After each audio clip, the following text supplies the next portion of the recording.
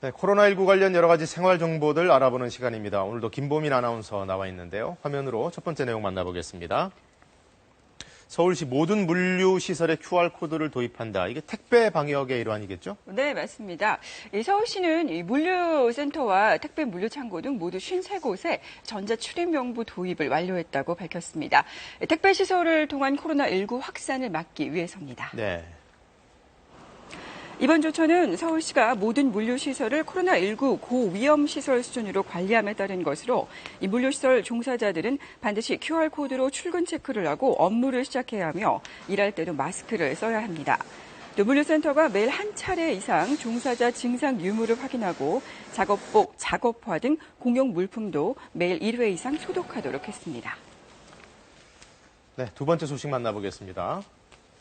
가전 생활은 웃고 패션과 식품은 울었다. 이건 어떤 얘기인가요? 네, 이 코로나19로 이 침체한 소비를 살리기 위해서 열렸던 대한민국 동행 세일이 지난 10일 마무리됐습니다. 이 수입 고가품과 가전 생활 부분은 특수를 누렸지만 패션과 또 식품 부분은 부진했던 것으로 나타났습니다. 네, 세일 행사 얘기였군요. 네, 유통업계 등에 따르면 코로나19에 따른 보복 소비의 재고 면세품 판매와 또 여름 세일이 시작되면서 백화점 수입 고가품 매출은 지난달 26일부터 이달 12일까지 50% 안팎으로 늘었습니다. 또 에어컨 등 냉방 가전 수요가 커진 가운데 구매액 환급과 상품권 증정 등의 행사가 집중되면서 가전 부문 판매도 증가한 것으로 집계됐습니다.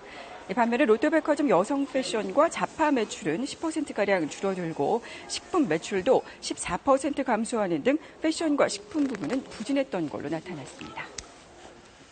네, 세 번째 소식은 어떤 걸까요? 열어보겠습니다. 자, 금값이 많이 오르더니 결국 역대 최고치를 기록했다. 금 사놓으신 분들은 좋을 것 같은데 얼마나 올랐을까요? 네, 올랐습니다. 한국거래소에 따르면 어제 금 시장에서 금 현물 1g당 가격은 지난 10일보다 0.27% 오른 69,900원에 마감했습니다. 네. 이는 2014년 3월 금시장 개설 뒤 최고가로 종가 기준으로 종전 최고가는 올해 5월 18일에 기록한 69,840원입니다. 금값 상승은 코로나19의 전 세계적 확산으로 안전자산 수요가 늘어난 데 따른 것으로 보입니다. 네, 마지막 내용 하나 더 있죠? 보겠습니다. 문체부 코로나19 수어 통역사들에게 감사패를 전달했다. 이분들이 우리 그 브리핑 할 때마다 매번 뵙던 그분들이죠? 네, 정말 고생 많이 하셨던 분들인데요. 그렇습니다.